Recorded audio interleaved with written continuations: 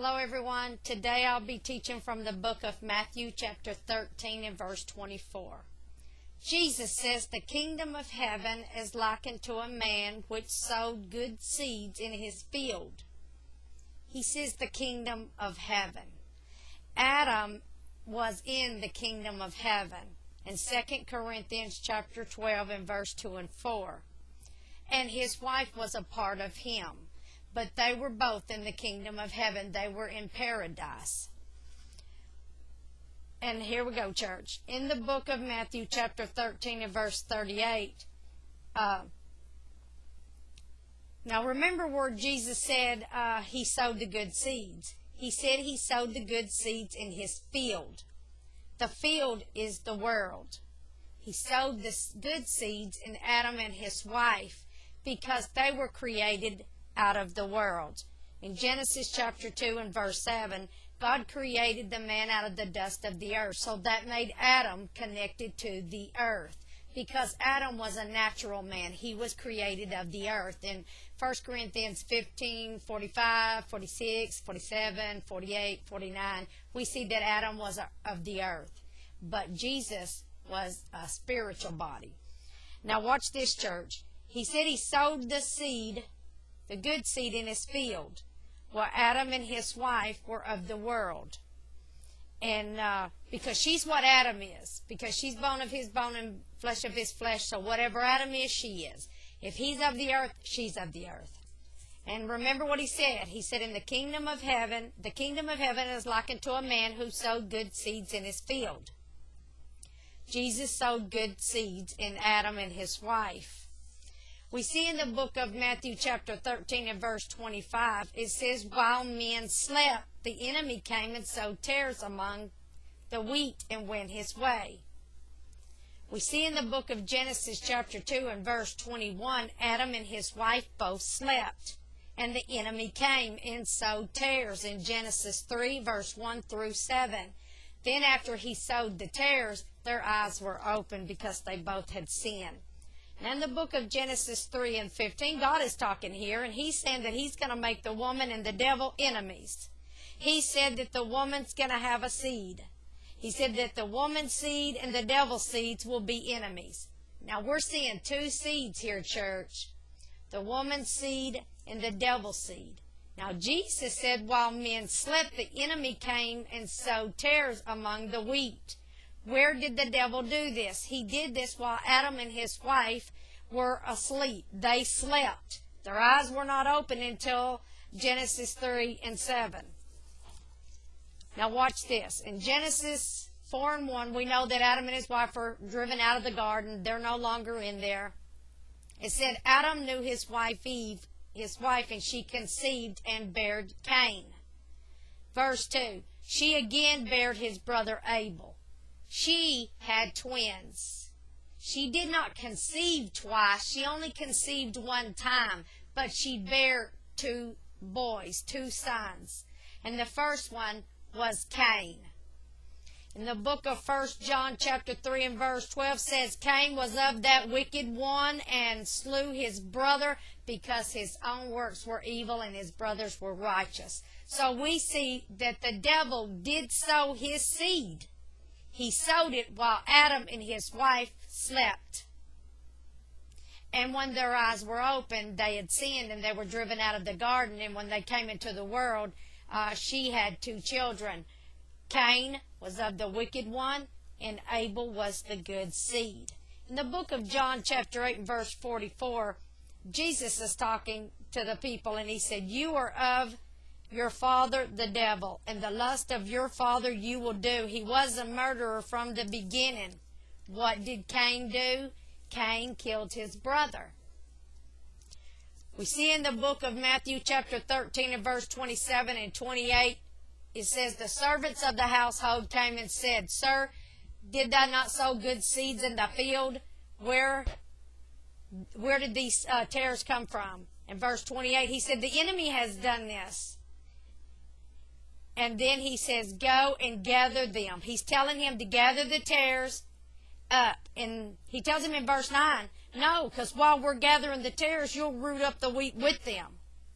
We see in Genesis chapter 4 and verse 2. Now you cannot tell a tare from a wheat. They look just alike. And we see in Genesis 4 and 2 that Abel was a keeper of the sheep. Cain was a tiller of the ground. So you couldn't tell the difference in them until the tare rose up and killed the wheat. Because the tare was of the devil. He was a murderer from the beginning. There in the garden where the devil sowed his seed among the good seed. And when they came out into the world, we have the tares and we have the wheat. And we see that the wheat, how you can tell the tare from the wheat is when they throw the wheat up in the air, the wheat is heavy. It will come back down to the ground. But the wind will blow away the tare because there's nothing inside of the tare. It is empty. We see in the book of Matthew chapter 13 and 30, it says, let them both grow together until the harvest. And I will say to the reapers, gather the tares and bind them in bundles to burn them, but gather the wheat into my barn. Jesus is the sower of the good seeds in the book of Matthew chapter 13 and verse 37. In the book of Matthew chapter 13 and 39, we see that the harvest is the end. We also see that the devil is the sower of the tares. We also see in verse 39 that the reapers are the angels and the harvest is the end. Revelations 14, chapter 14 and verse 15. We see in the book of Revelations 13 and 14, it is in Revelations 19 and 20 where they're going to burn the beast and all those that took the mark and all those that worship the beast. So we see what happened to the tares.